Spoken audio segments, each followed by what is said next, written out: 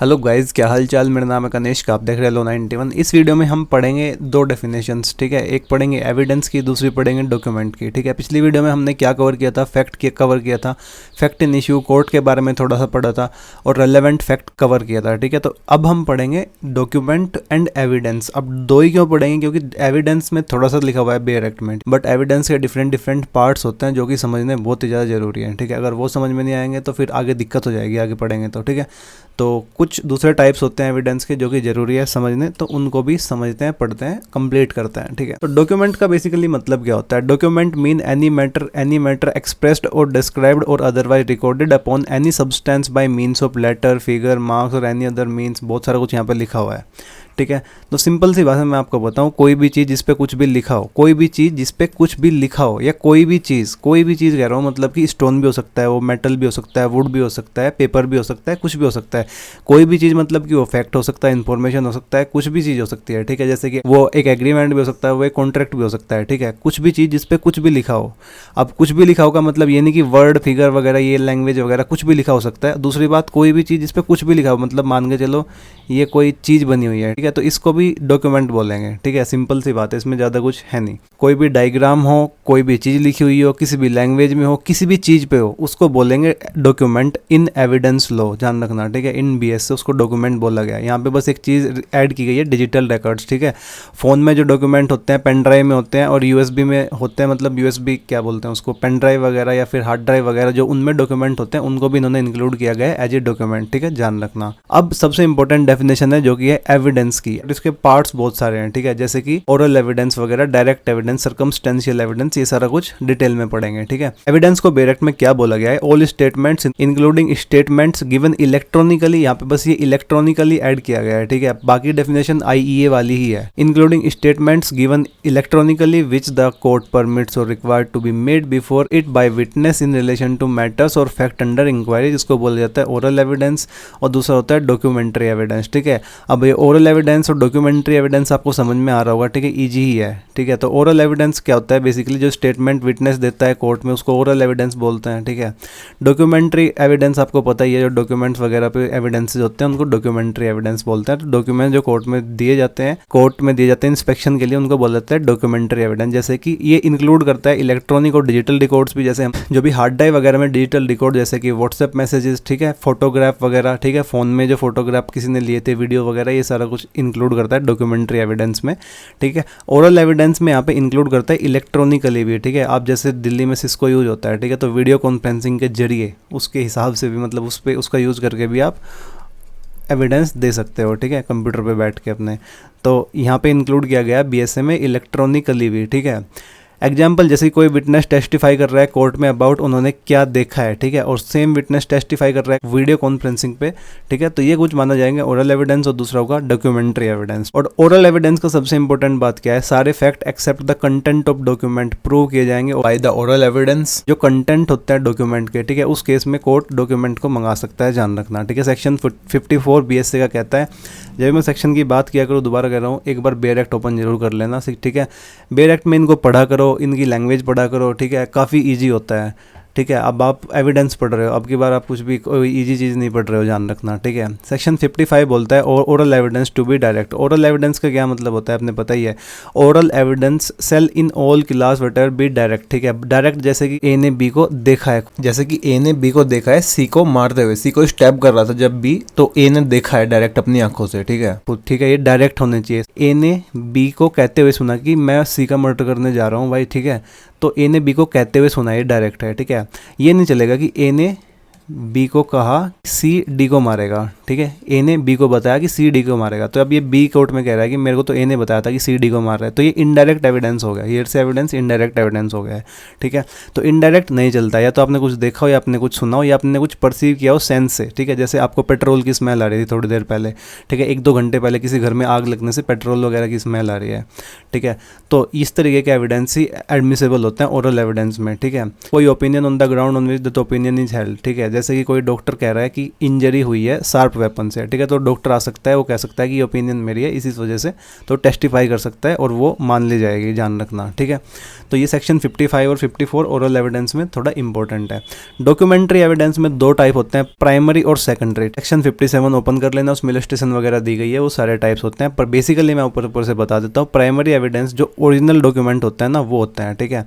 Documentary evidence में जैसे कि एक्चुअल फिजिकल डॉक्यूमेंट, ठीक है, एक्चुअल फिजिकल डॉक्यूमेंट, कोई कॉपी नहीं, मतलब कि जैसे कोई कॉन्ट्रैक्ट है, ठीक है, जो रियल कॉन्ट्रैक्ट है बिल्कुल ओरिजिनल, उसको बोलेंगे प्राइमरी, इसकी फोटोकॉपी को बोलेंगे सेकेंडरी, ठीक है। सेकेंडरी कुछ केसेस में ये अलाउ होता है, जैसे कि वो खो हो गए हैं, ठीक है, या फिर वो उस बंदे के पोजीशन में है जिससे वो जो नहीं दे रहा है, रिफ्यूज़ कर रहा है देने के लिए, उस केस में सेकेंडरी एविडेंस ले सकते हैं, ठीक है। पिछली वीडियो में डिटेल में पढ़ाया था, ठीक है।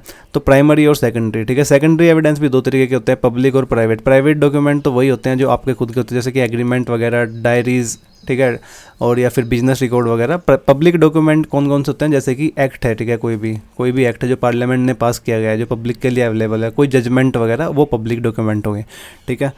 तो डायरेक्ट एविडेंस और सर्कमस्टेंशियल एविडेंस, ये सबसे इंपॉर्टेंट है। डायरेक्ट एविडेंस बेसिकली मैंने आपको बताया वही होता है जो डायरेक्टली प्रूव या डिसप्रूव करते हैं किसी फैक्ट को, ठीक है। फैक्ट यहाँ पे लिखा हुआ, ध्यान रखना, आगे काम आएगा, बिना किसी इन्फ्रेंस के, ठीक है। जैसे कि ए ने बी को देखा, वो सी का मर्डर कर रहा था, ठीक है, तो ये क्या हुआ, डायरेक्ट एविडेंस हुआ। सर्कमस्टेंशियल एविडेंस डायरेक्ट नहीं होता, ये इनडायरेक्ट एविडेंसेज होते हैं, ठीक है, जो एक इन्फ्रेंस फॉर्म करते हैं, जिससे एक फैक्ट का इन्फ्रेंस आता है, ठीक है। एक फैक्ट यहाँ पे लिखा है, सर्कमस्टेंशियल एविडेंस वो होते हैं जिनसे एक फैक्ट का इन्फ्रेंस आता है, ठीक है। अब यहाँ पे सबसे इंपॉर्टेंट बात क्या है, जैसे कि मैं आपको बताता हूँ, जैसे कि मान के चलो ए ने बी का मर्डर किया है, ठीक है। सर्कमस्टेंशियल एविडेंस कौन सा होगा कि सी ने, ठीक है, ए को देखा था उसके घर के आसपास घूमते हुए मर्डर से आधे घंटे पहले, ठीक है। सी ने देखा था ए के कपड़े, जब वो उसके घर से आया तो उस पर ब्लड वगैरह था, ठीक है। ए के कपड़ों पे जो ब्लड स्टेन थे ना, वो मिले हैं किसके, बी के, ठीक है। दूसरा क्या हुआ कि ए ने क्या किया, बी के घर से डॉक्यूमेंट वगैरह हटाने की कोशिश करी, ठीक है। तो ये क्या हुआ, ये इनसे एक इन्फ्रेंस आ रहा है, सिर्फ क्या इन्फ्रेंस आ रहा है कि ए ने बी का कत्ल किया है, ठीक है, ए ने बी को मारा है, ठीक है। तो इन सब चीज़ों से ये इन्फ्रेंस आ रहा है। यहाँ पे ये डायरेक्ट एविडेंस तो नहीं है, ठीक है, किसी ने देखा नहीं है ये सब करते हुए, सी ने इसको नहीं देखा था ए को एक्चुअल में मारते हुए, ठीक है। सी ने एक चीज़ बताई कि ये उसके घर के आसपास घूम रहा था, ठीक है। सी ने बताया कि जब ये घर से निकला तो उसके शर्ट पे ना वो था, मतलब ब्लड स्ट्रेन वगैरह थे। तो ये क्या हुआ, ये एक चेन बना रहा है, ठीक है, ये चेन बन गई है एक, ठीक है। यहाँ पे क्या लिखा है, court requires a complete chain of circumstances जो पॉइंट करे कंक्लूसिवली टू गिल्ट, ठीक है। तो ये होते हैं सर्कमस्टेंशियल एविडेंस, ये डायरेक्ट नहीं है, कोई भी किसी ने नहीं देखा है, किसी ने नहीं सुना है, ये है सर्कमस्टेंशियल एविडेंस। समझ में आ गया होगा। Hanumant versus state of Maharashtra में सुप्रीम कोर्ट ने कहा था a fact proved must be consistent होना चाहिए with the hypothesis of guilt, ठीक है। जो फैक्ट प्रूव हुआ है उससे, देखो ये चीज़ क्या है, ये चीज़ एक फैक्ट को प्रूव कर रही है, ठीक है, ध्यान रखना। सर्कमस्टेंशियल एविडेंस एक फैक्ट को प्रूव कर रहे हैं, तो जो फैक्ट प्रूव हो रहा है ना, वो कंसिस्टेंट होना चाहिए with the hypothesis of guilt of the accused and inconsistent with the innocence of the guilt of any other person, ठीक है। ये यहाँ पे इनकंसिस्टेंट मतलब ये दूसरे बंदे की गिल्ट से इनकंसिस्टेंट होने चाहिए, कंसिस्टेंट होना चाहिए कि ये गिल्ट बता रहे हैं, टोटली पॉइंट कर रहे हैं गिल्ट ऑफ एक्यूज्ड, ध्यान रखना, ठीक है। अब ये 5 पंचशील प्रिंसिपल इसमें इंपॉर्टेंट है। अब ये बहुत सारे केसेस में आए थे, बट ये 5 पंचशील प्रिंसिपल ना इस केस में बताए गए थे कि हाँ ये पंचशील प्रिंसिपल है, ठीक है। Sharda Birdichand Sharda versus state of Maharashtra, इसको याद रखना कि इसको 5 पंचशील प्रिंसिपल सबसे पहला है, जो सर्कमस्टांसेस है ना फुली एस्टेब्लिश होनी चाहिए, कोई प्रोबेबिलिटी वहाँ पे नहीं चलेगी। दूसरी बात, circumstances must point only guilt of accused, ठीक है। जो सारी सर्कमस्टांसेस है इसमें क्या पता लग रहा है, गिल्ट पता लग रही है एक्यूज की, ठीक है। अगर डायरेक्ट एविडेंस अवेलेबल है तो सर्कमस्टांसेस एविडेंस की कोई वैल्यू नहीं बचेगी, ठीक है। चेन कंप्लीट होनी चाहिए, इनकम्प्लीट चेन अगर है, अगर कोई गैप है चेन में, ठीक है, तो बेनिफिट ऑफ डाउट एक्यूज के पास जाएगा, सुप्रीम कोर्ट ने कहा था, ठीक है, ध्यान रखना। तो चेन ऑफ एक्यूज कंप्लीट होनी चाहिए कि सारी जितनी भी ह्यूमन प्रोबेबिलिटीज हैं उनको लगा के यही पता लगेगा कि क्राइम किसने किया है, एक्यूज्ड नहीं किया है, ध्यान रखना, ठीक है। नेक्स्ट है chain must exclude every hypothesis except guilt, ठीक है, but should be inconsistent with the innocence, ठीक है। उससे ये पता लगना चाहिए कि एक्यूज गिल्टी है, ठीक है, और इससे ये भी पता लगना चाहिए कि एक्यूज्ड इनोसेंट नहीं है, ठीक है, ध्यान रखना है, ठीक है। समझ में आया डायरेक्ट एविडेंस कौन से होते हैं, सर्कमस्टेंशियल एविडेंस कौन से होते हैं। आगे मैंने टेबल बनाई हुई है जिसको आप एग्जाम में लिख सकते हो, ठीक है। सेम वही बात है जितनी मैंने बताई है, सब इस टेबल में लिखी हुई है। जैसे कि मीनिंग डायरेक्टली प्रूव करता है किसी फैक्ट इन इशू को, ठीक है, फैक्ट इन इशू को। इसको एक एग्जाम्पल और बता देता हूँ मैं आपको। एक फैक्ट इन इशू क्या होगा कि डिड एक्स स्टैब वाई, तो ये एक फैक्ट इन इशू है। तो इसका डायरेक्ट एविडेंस क्या होगा कि एक आई विटनेस जिसने देखा है स्टैब करते हुए, ठीक है, एक्स को वाई को। दूसरा एक एग्जांपल सिविल लेते हैं कि did A sign the contract, क्या ए ने कॉन्ट्रैक्ट साइन किया, ये क्या हुआ, ये हुआ एक फैक्ट इन इशू, ठीक है। तो इसका डायरेक्ट एविडेंस कौन सा हो जाएगा, वो पर्सन जिसने देखा था साइन करते हुए, जिसके आगे साइन किया था, ठीक है, तो वो हो जाएगा डायरेक्ट एविडेंस। समझ में आएगा डायरेक्ट एविडेंस क्या होता है। फैक्ट इन इशू को जो बिना किसी इन्फ्रेंस के, कोई इन्फ्रेंस ही नहीं है यहाँ पे, ठीक है, डायरेक्ट एविडेंस है। सर्कमस्टेंशियल एविडेंस बेसिकली प्रूव करता है फैक्ट को, ठीक है, फैक्ट को, एक फैक्ट को प्रूव करता है, ठीक है। अब ये इन्फ्रेंस है ना, ये आना चाहिए उसकी एक कंप्लीट चेन से, ठीक है।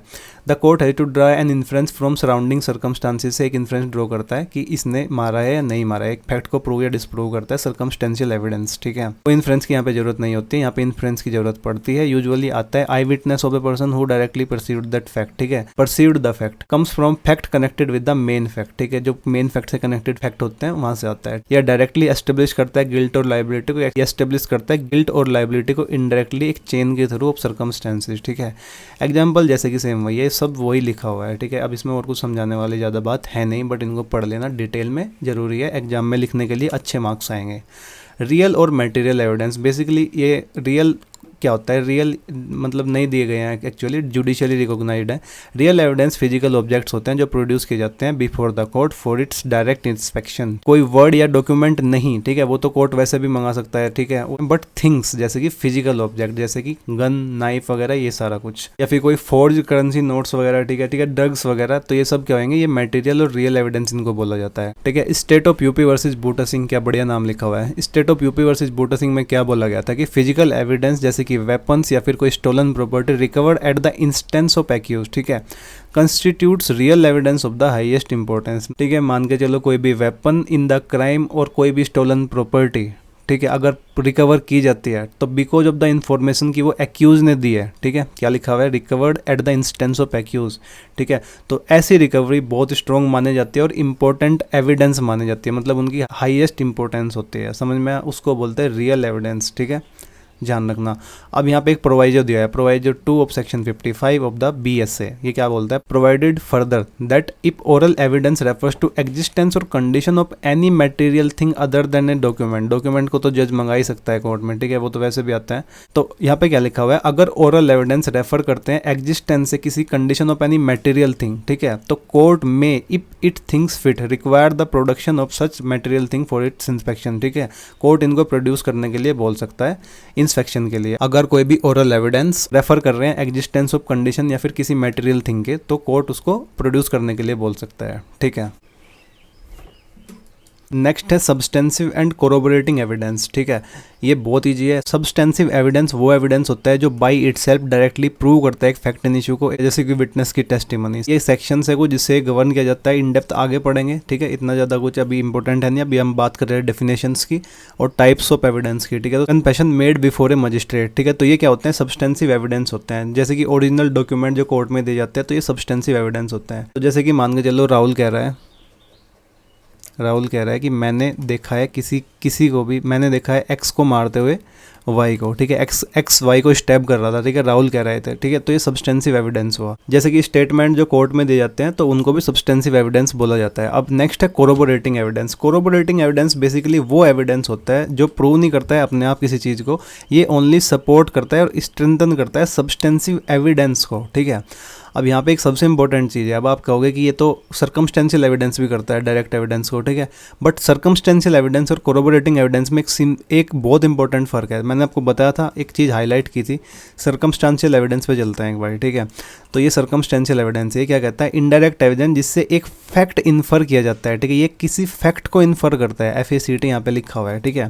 कोरोबोरेटिंग एविडेंस क्या करता है, ये एविडेंस को स्ट्रेंथन करता है जो एविडेंस दिया गया है, ठीक है, जैसे कि कोई CCTV फुटेज वगैरह भी, रिकवरी ऑफ वेपन वगैरह, fingerprint, medical report, call record से क्या हुआ, ये कोरोबोरेटिंग एविडेंस होता है। यहाँ पे राहुल ने क्या देखा था कि एक्स वाई को स्टैब कर रहा है। अब ये कोरोबोरेटिंग एविडेंस कौन कौन से होंगे कि जो CCTV है ना, CCTV में दिख रहा है एक्स वाई को स्टैब करता हुआ, ठीक है, तो स्ट्रेंथन कर रहा है, पहले वाले एविडेंस को क्या कर रहा है, स्ट्रेंथन कर रहा है, ठीक है, CCTV में दिख रहा है एक्स वाई को स्टैब करते हुए, तो ये क्या कर रहा है, स्ट्रेंथन करता है। कोरोबोरेटिंग एविडेंस जो भी है ये स्ट्रेंथन करता है सब्सटेंसिव एविडेंस को, ठीक है। तो एक दूसरा एग्जांपल मैं आपको और दे देता हूँ। मान के चलो एक्स कह रहा है वाई ने जेड को स्टैब किया या फिर वाई ने जेड को मारा है, ठीक है। अब बाद में क्या हुआ, चाकू मिला वाई के पास से, ठीक है। फिंगरप्रिंट मिले, जो चाकू था उस पे फिंगरप्रिंट भी मिले वाई के, ठीक है। सीसीटीवी में दिख रहा है कि वाई घर में घुस रहा है जेड के, तो ये सब क्या हुआ, ये कोरोबोरेटिंग एविडेंस, ठीक है। ठीक है, तो बेसिकली जब वैलिडिटी और रिलायबिलिटी किसी भी एविडेंस की असर्ट की जाती है बाई अनदर एविडेंस, तो उसको बोला जाता है कोरोबोरेटेड, जान रखना, ठीक है। तो कोरोबोरेटिंग एविडेंस सप्लीमेंट्री एविडेंस होते हैं जो सपोर्ट करते हैं, कंफर्म करते हैं वैलिडिटी ऑफ सब्सटेंसिव एविडेंस। समझ में आया क्या होता है कोरोबोरेटिंग और सब्सटेंसिव एविडेंस, ठीक है। बहुत ही इजी था, ठीक है। जैसे कि एडिशनल विटनेस, ठीक है, कोई विटनेस आ रहा है, ठीक है, एडिशनल विटनेस है, ठीक है, या फिर कोई डॉक्यूमेंट जिस चीज को सपोर्ट करे, या फिर एक्सपर्ट की टेस्टिमनी, तो इनको क्या बोलेंगे, कोरोबोरेटिंग एविडेंस। अब एक एफआईआर ट्रैप, मतलब कि बहुत सारे पीपल एज्यूम करते हैं कि एफआईआर एक स्ट्रॉन्ग एविडेंस है, ठीक है, बट लॉ में सब्सटेंसिव एविडेंस नहीं होता है। सुप्रीम कोर्ट ने Lalita Kumari versus government of UP 2013 reaffirm किया था कि एफआईआर ओनली एक डॉक्यूमेंट है to set law in motion, बस, ठीक है। ये can not be used to prove accused guilt directly, इससे एक्यूज की गिल्ट का पता नहीं लगता है, ठीक है। तो ये जस्ट कंप्लेंट पे बेस्ड है, ठीक है। तो एक्स ने क्या किया, पुलिस स्टेशन गया और एस ने ये सब कुछ बताया, ठीक है। तो इसलिए एक्स पुलिस स्टेशन जाता है, पुलिस को ये सब बताता है, वो एफआईआर होती है, ठीक है। तो ये डॉक्यूमेंट होता है to set law in motion, बस। ये प्रूव नहीं कर रहा होता है एक्यूज की गिल्ट को, जान रखना, एफआईआर वाला ये ध्यान रखना। सर्कमस्टेंशियल और कोरोबोरेटिंग एविडेंस में थोड़ा डिफरेंस लिखा हुआ था, इसको देख लेना एक बार। इनडायरेक्ट एविडेंस होते हैं, सर्कमस्टेंशियल एविडेंस जो हेल्प कर रहे होते हैं कोर्ट को इन्फर करने में एक फैक्ट को, जान रखना, ठीक है। एविडेंस जो सपोर्ट करते हैं, कंफर्म करते हैं दूसरे एविडेंस को, उसको कोरोबोरेटिव एविडेंस बोला जाता है। ये फैक्ट को सपोर्ट करते हैं, ये एविडेंस को सपोर्ट करते हैं, सबसे मेन चीज ये है यहाँ पे, ठीक है। सर्कमस्टेंशियल एविडेंस में ये यूज किया जाता है प्रूव करने के लिए guilt by forming a complete chain of circumstances, ठीक है। ये यूजुअली प्रूव नहीं करता है गिल्ट को एलोन, ये जस्ट स्ट्रेंथन करता है एग्जिस्टिंग एविडेंस को, ठीक है। ये इटसेल्फ एक टाइप ऑफ एविडेंस होता है, ये फंक्शन करता है एविडेंस का, जैसे कि सपोर्ट करता है अनदर पीस ऑफ एविडेंस वगैरह।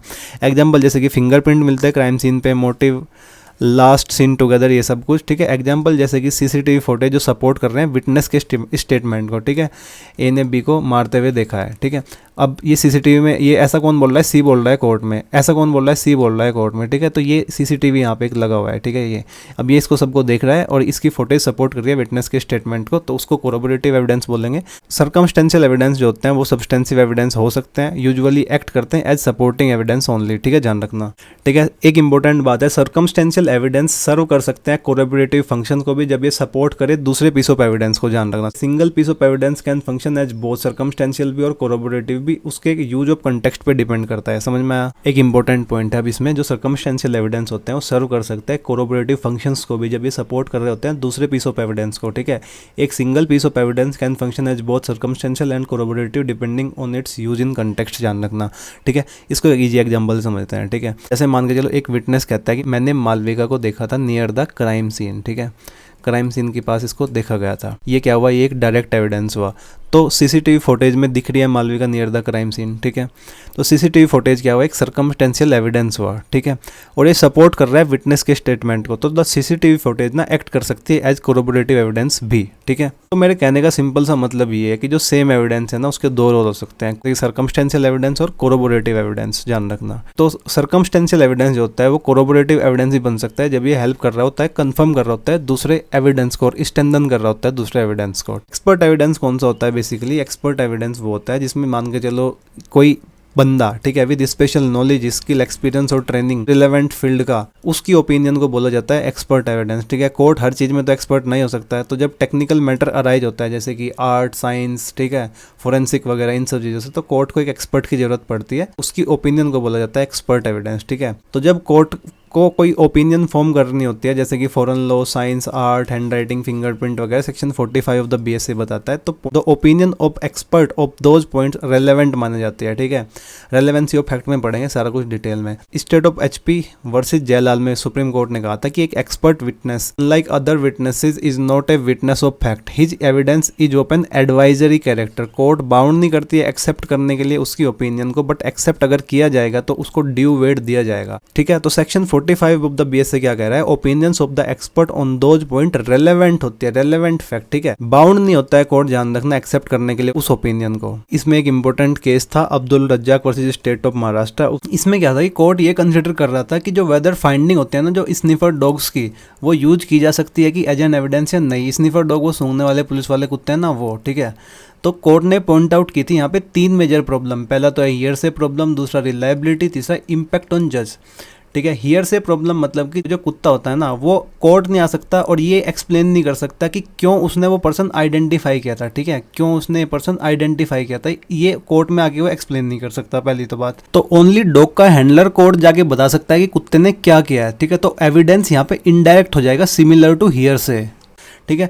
दूसरी है रिलायबिलिटी प्रॉब्लम। रिलायबिलिटी प्रॉब्लम मतलब कि डॉग्स कभी कभी मिस्टेक कर सकते हैं, ठीक है। जो उनका बिहेवियर है ना वो अफेक्ट हो सकता है सराउंडिंग से, ठीक है, उनकी जो ट्रेनिंग उनको दी गई है उससे, जो उसका हैंडलर है, ठीक है, उसके इन्फ्लुएंस से, ठीक है। तो डॉग ट्रैकिंग को 100% रिलायबल यहाँ पे नहीं माना गया है, ध्यान रखना। तीसरा है इम्पैक्ट ऑन जज, मतलब कि लोगों को लगता है कि जो पुलिस के कुत्ते होते हैं ना, स्निफर डॉग्स होते हैं, वो कभी गलत नहीं होते हैं, ठीक है। तो इसके कारण, इसके वजह से जज अनकॉन्शियसली बहुत ज़्यादा इंपॉर्टेंस दे देता है डॉग के एविडेंस को, ठीक है।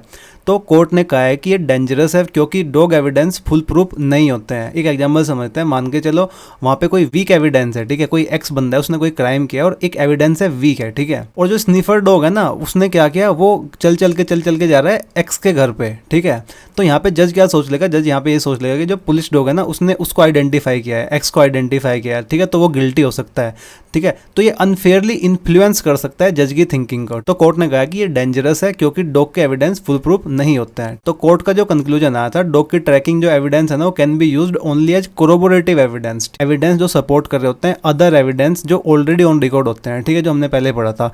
ये स्टैंड अलोन नहीं करते हैं, ठीक है। एक एग्जांपल दोबारा मैंने लिखा हुआ है, सीसीटीवी में दिख रहा है Malvika near the crime scene. मान लो मालविका ने कोई क्राइम किया है तो सीसीटीवी में वो दिख रही है क्राइम सीन के पास में, ठीक है, ये सीसीटीवी है, देख रहा है इसको, फिंगरप्रिंट वहां पे मिल गए हैं और स्निफर डॉग ने भी ट्रैक किया है उसकी सेंट को, ठीक है।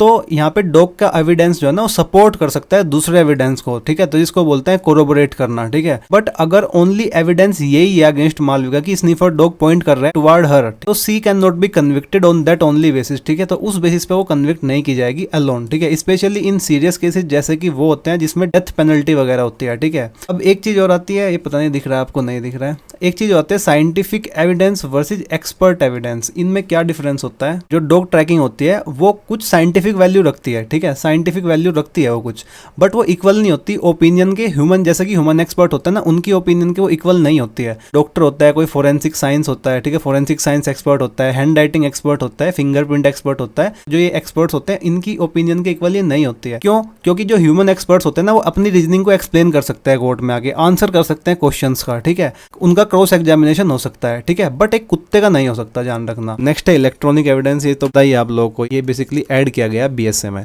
Any evidence electronic or digital form में जो होता है, ठीक है, जैसे कि email, messages, CCTV, computer records वगैरह, social media post, GPS data वगैरह, इनको इलेक्ट्रॉनिक एविडेंस बोला गया है, ठीक है। यहाँ पे आपकी वीडियो होती है कंप्लीट। मिलते हैं नेक्स्ट वीडियो में, उसमें पढ़ेंगे प्रूव्ड, डिस्प्रूव्ड वगैरह, मे प्रिज्यूम, सेल्फ प्रिज्यूम, ये सारा कुछ वहाँ पे कवर करेंगे, ठीक है। चलिए बाय बाय।